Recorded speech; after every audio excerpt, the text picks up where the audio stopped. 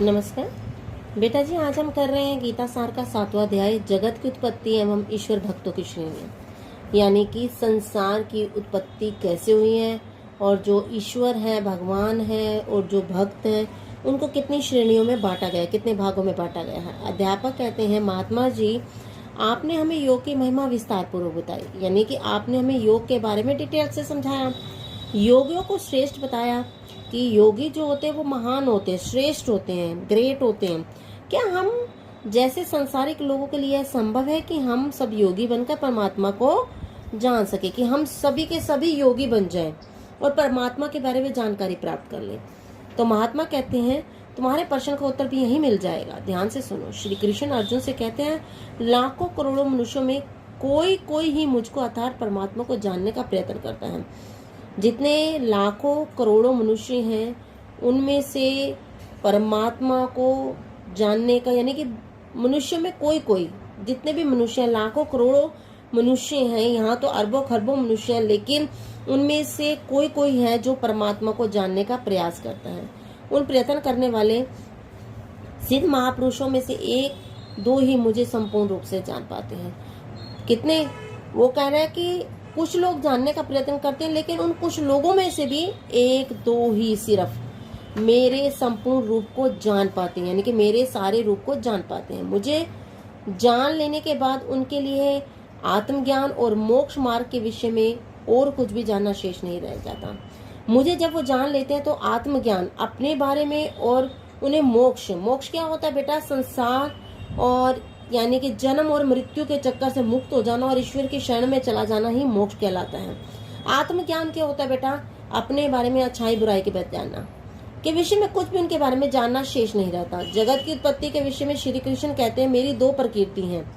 ठीक है, मेरी दो प्रकार की प्रकृति हैं, पहली अपरा और दूसरी परा। क्या कह रहे हैं? पहली कौन सी प्रकृति है? अपरा, अपरा, यानी कि इस संसार से परे, और दूसरी है परा। पृथ्वी, जल, अग्नि, वायु, आकाश, मन, बुद्धि तथा अहंकार, ये 8 प्रकार की अपरा प्रकृति है। समझ आ गई होगा आपको? पृथ्वी, जल, अग्नि, वायु, आकाश, मन, बुद्धि तथा अहंकार, ये 8 प्रकार की अपरा प्रकृति है। इनके द्वारा ही मैं सृष्टि की रचना करता हूँ। ठीक है, इनके द्वारा ही संसार की उत्पत्ति होती है। जो अपरा प्रकृति है वो जड़ है। ठीक है, जो सामान्यतः प्रकृति नाम से जानी जाती है। अपरा प्रकृति जो अपरा, इस संसार से परे, यानी कि पृथ्वी, जल, अग्नि, वायु, आकाश, मन, बुद्धि तथा अहंकार, ये 8 प्रकार की कंट्रोल में नहीं किया जा सकता। अहंकार को कंट्रोल में कर सकते हो, मन को कंट्रोल में कर सकते हो, बुद्धि पता नहीं क्या क्या सोचती है।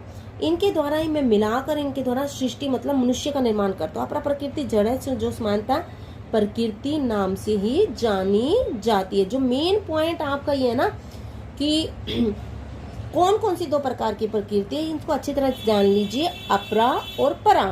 अपरा प्रकृति इन तत्वों से मिलकर बनी है, पृथ्वी, जल, अग्नि, वायु, आकाश, मन, बुद्धि और अहंकार से मिलकर बनी है। और इसे किस नाम से जाना जाता है?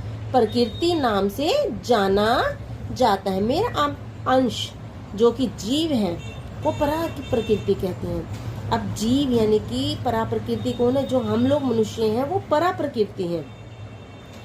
परा प्रकृति चेतन है। परा प्रकृति क्या है? चेतन। जबकि अपरा प्रकृति हमें क्या बताई थी? जड़, जो सामान्यतः पुरुष नाम से जानी जाती है। परा प्रकृति किस नाम से जानी जाती है? पुरुष नाम से। इन दोनों प्रकृतियों के सहयोग से ही संपूर्ण सृष्टि की उत्पत्ति, यानी अपरा जड़ से और चेतन से मिलकर ही सारे संसार की उत्पत्ति हुई है। इसलिए संपूर्ण जगत को उत्पन्न करने वाला, उसका विनाश करने वाला मैं ही हूँ।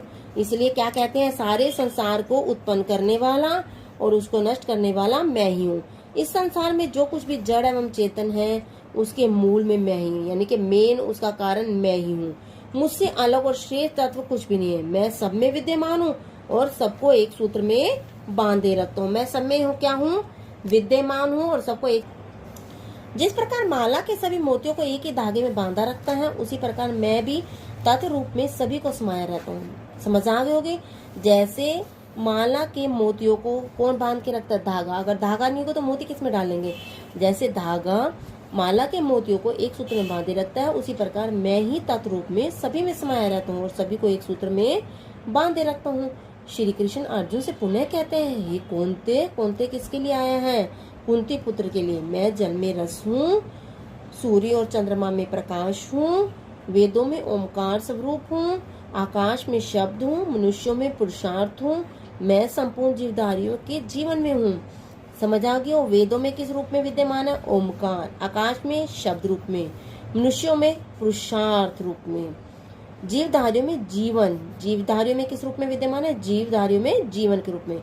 अतः तुम मुझे संपूर्ण समस्त सृष्टि की उत्पत्ति का मूल कारण मानो। विश्व के प्रत्येक वस्तु के दो हिस्से हैं, नाम और रूप। इन दोनों को हटा देने से विश्व नहीं रहेगा। रूप नाम से उत्पन्न और नियंत्रित है। ठीक है, रूप नाम से उत्पन्न और नियंत्रित है, रूप नाम पर निर्भर है।